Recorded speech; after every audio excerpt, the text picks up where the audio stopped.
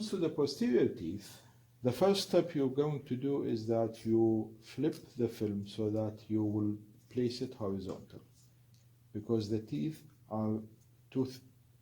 roots are relatively shorter, and this is more convenient for the patient, for whether you're using the maxilla or the mandible.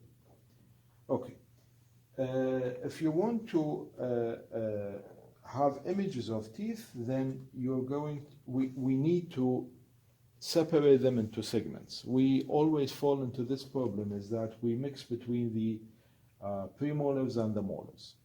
It's a good practice is that you try to work as segments. So if you want a radiograph for the premolars, your two premolars should be biting here. If you want a radiograph for the molars, the second molar should be biting, so that you include both teeth, mesial and distal to the teeth in question. Okay, so the next radiograph will be for the premolars, and again, let me show you how it looks from the front, and then we can have a look from the side. Expose the teeth, examine the area, and the film is placed horizontally all the way down into the slot so that it will be fixed in place. And then you ask your patient to bite. Then you place the film back. Once you reach the groove over here, you will ask your patient to bite. So the two premolars now are biting on the groove.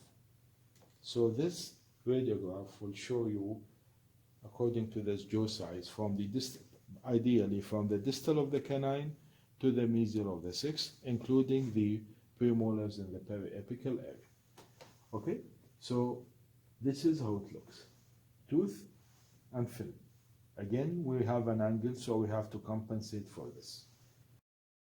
Our reference point for the premolars is that you extend a line from the ala to the tragus. So we call it the ala-tragus line.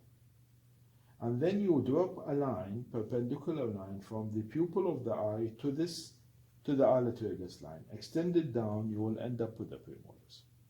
So the reference point for the premolars, your point of entrance of the X-ray, is a line, perpendicular line dropped from the pupil of the eye to the ala-tragus line, extended down.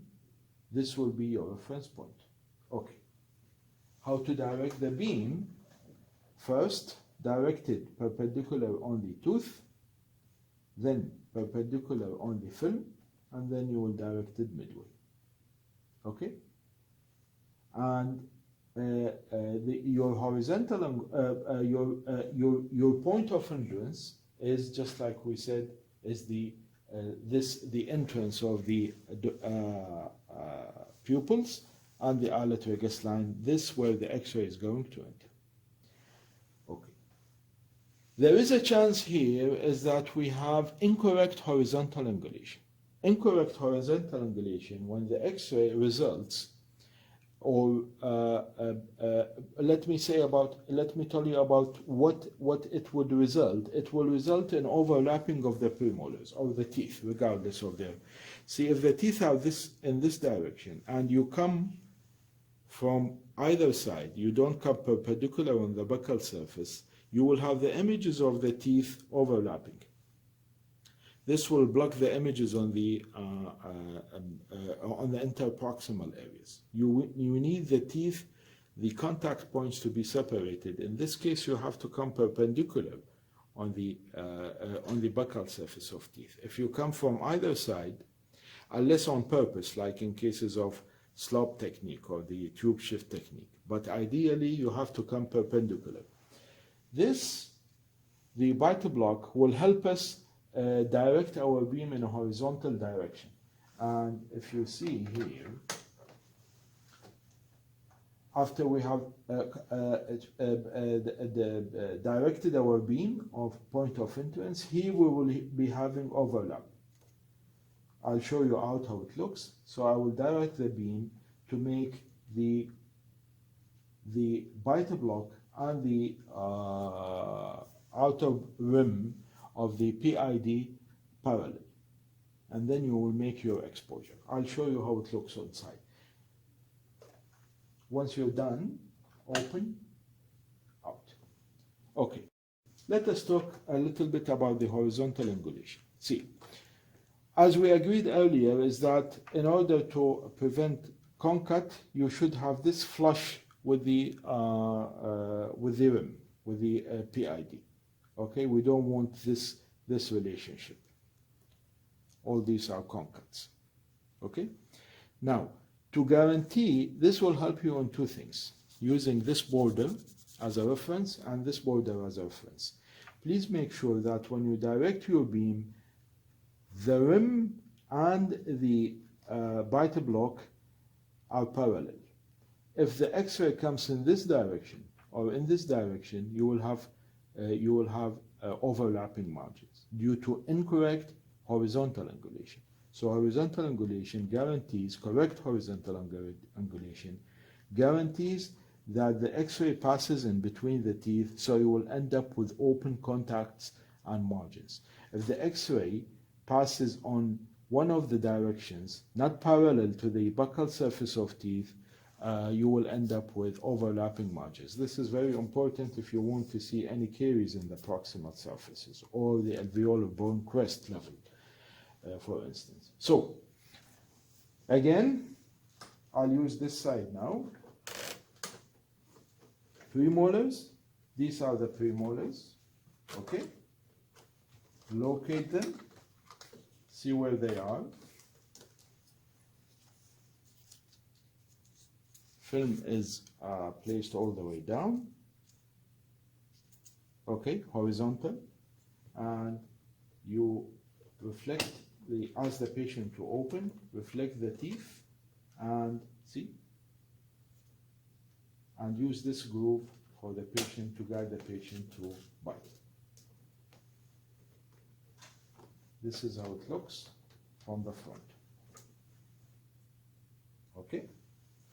Now the angle here is very small, so when I'm going to direct the beam, I will direct it, my point of entrance, from the pupil of the eye down to the ala tragus line, and then I will this is my point of entrance.